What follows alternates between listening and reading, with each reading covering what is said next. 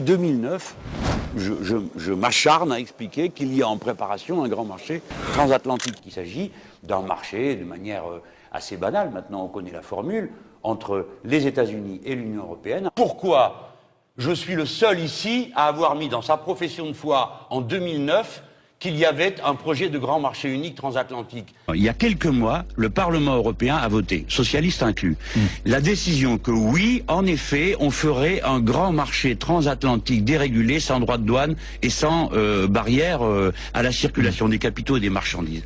Vous le saviez? Non. Non. Les voici tous qui se réveillent et qui, après avoir voté tout ce qu'il fallait tout le temps sur tous les calendriers, tout d'un coup disent « Ah ben non, c'est très dangereux, etc. » Il fallait se réveiller à temps. La plupart de nos concitoyens n'en savent rien. Ça s'appelle le grand marché transatlantique. Vous, moi, nous sommes entraînés à la date de 2015 dans une aventure où nous ne formerons plus qu'un ensemble économique et social avec les États-Unis d'Amérique et personne n'en parle une seconde ou que ce soit. Ce traité, oui, je le condamne.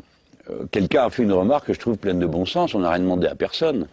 Je ne suis pas partisan de la construction du grand marché transatlantique qui doit aboutir en 2015 à l'abaissement de toutes les frontières. Ça veut dire pour les travailleurs en France, pour les travailleurs de toute l'Europe, une régression sans précédent de leurs droits sociaux parce qu'ils seront verrouillés par le droit social et le droit syndical des États-Unis d'Amérique. Des millions d'emplois vont être détruits des deux côtés de l'Atlantique. C'est un marché unique où les normes environnementales et sociales vont être mises au même niveau, c'est-à-dire le plus bas. Pour donner des exemples concrets, les Nord-Américains lavent leurs poulets avec du chlore avant de les vendre, et ben vous mangerez du poulet au chlore. Les appellations d'origine contrôlée sont méprisées, et notamment les appellations de terroir, par les Nord-Américains qui ont déjà tout saccagé chez eux.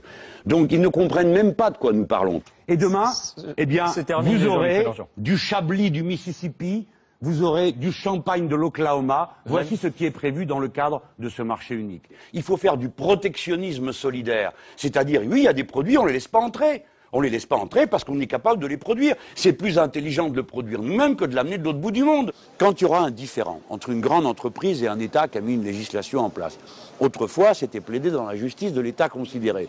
Eh bien non, dans cet accord, il est prévu que ce soit un tribunal privé. Les tribunaux d'arbitrage modifient le rapport de force géopolitique puisqu'ils mettent les nations en deuxième plan par rapport à des tribunaux privés qui mettent au premier plan et sur un autre registre que celui du droit commun les entreprises et les investisseurs. Là-dessus, on apprend que les Américains nous espionnent. Vous devriez interrompre la négociation puisque nous avons été espionnés, nous les Européens, dans la préparation de tous nos documents.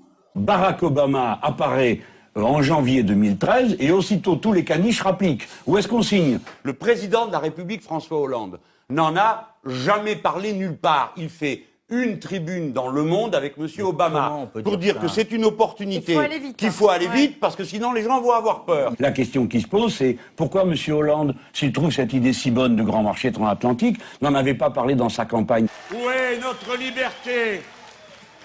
Où est notre souveraineté? Quand en catimini, et sans en parler jamais, dans aucune assemblée, ni dans aucun rassemblement, vous préparez, mois après mois, par des votes complices les uns avec les autres, ce que vous avez appelé le grand marché transatlantique. Je prends un engagement solennel. En aucun cas, quelles que soient les circonstances, jamais je ne voterai la moindre directive de libéralisation et en aucun cas, jamais je ne voterai le grand marché unique avec les États-Unis d'Amérique. En 2017, le projet de marché commun entre les États-Unis et l'Europe va être finalisé. Et il n'est pas prévu de vous demander votre avis. Il n'est pas prévu de demander au peuple ce qu'il en pense. Voilà la raison pour laquelle je vous propose ma candidature pour l'élection de 2017, pour que ces questions puissent être tranchées par vos bulletins de vote. Je condamne formellement cet accord, j'espère qu'il échoue et je ferai tout pour ça.